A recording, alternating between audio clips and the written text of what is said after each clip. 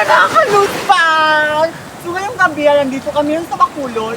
Mangunguha kami ng tuhilon. So tara, let's go! Maupay yung gabi mga Kalus Vlog. So ngayong gabi ay pupunta kami ngayon sa Bacolod dahil manunuhilong kami. Mulong na pala ako sa pag-ulit para mabilis kami makatabo. Wala pala kaming mayroon na baluto kaya namugkot na lang kami. Kasama ko nga pala sa Lido at ang mga pamangkin ko. Kailangan pala namin magdala ng flashlight kasi madulo. At andito na rin kami nakatabok sa baybay. Lumugsid na pala kami sa baluto. At nagsimula na rin kami maglakawon. Dito pala kami dumaan sa shortcut. Dahil napansin namin na mataas pa ang tubig. Nahulog kasi kami dahil may upod kami na kabataan. Bawat isa pala sa amin ay may dalang flashlight. Nag-iikmat lang kami dito, baka may mapakan kami na. At sabang akong dumaan dito, kaya hindi na ako natatakot. At andito na kami, naglunugnog sa sapa. Medyo mataas pa ang tubig, kaya naapo ang aking bunay. At talaga namang di sila natatakot dahil naging irisit pa sira. Kinabahan pala ako dito tala dahil parang andyan na naman si Anaconda. Pero sabi ko nga, palagi natin samahan ng dasal kahit saan tayo magpunta. At sa wakas mga kalusbag, nakasarga na rin ako sa may palana. Hinihintay ko na sila umangat dahil magsimula na kami sa pagbaktan. Dumaan pala kami dito sa pasakay. Medyo maputik nga lang at madulas yung daan. Kailangan mo na talaga magdaan-daan, bayan kahibalok mo ka. Habang naglalakad nga ako dito, ay naalala ko si Mike at si Imo. Dito kasi sila madalas dumaan pag namumugyo sila sa karapdapan. Pero pag umuwi sila sa pangpang, wala naman silang hinulawan. Nawag na pala ako ni Lido dahil kailangan na daw namin lumiko. Pero mali na naman yung dinaanan namin. Tatlong bisis pa lang kami yung burong sa Radianan. Pero buti na lang ay nahitadong na rin kami sa daanan. Naririnig ko na pala ang hampas ng mga balot. Kaya naramdaman ko na malapit na kami datong. At nakarating na pala kami sa ganggang ng baybay. Binilisan pala namin sa paglakad dahil mapahuway pa kami.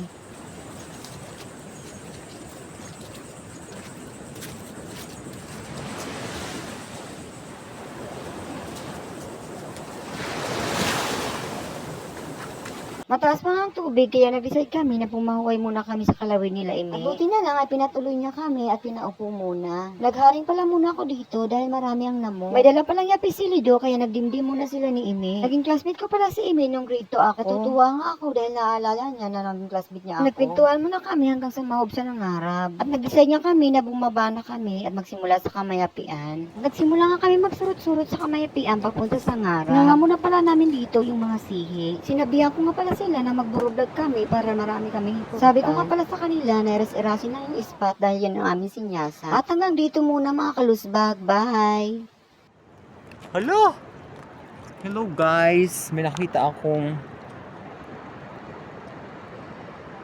halaba. Is this halaba? Ay, so ayan lang siya. Ay! Ay! Jumangki na naman! Alagad! Alagad ng batas, guys. May nakita akong alagad. Tapos tuhilon. Just wait, kukunin kita.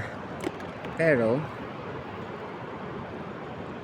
just like this, ah.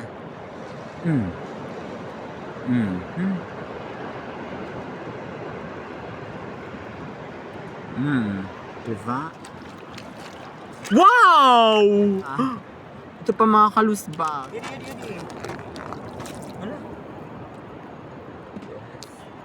Ano ka, dudag? Oo.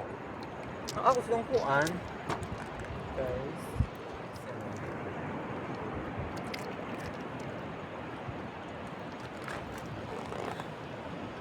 Ano gini? Uwi.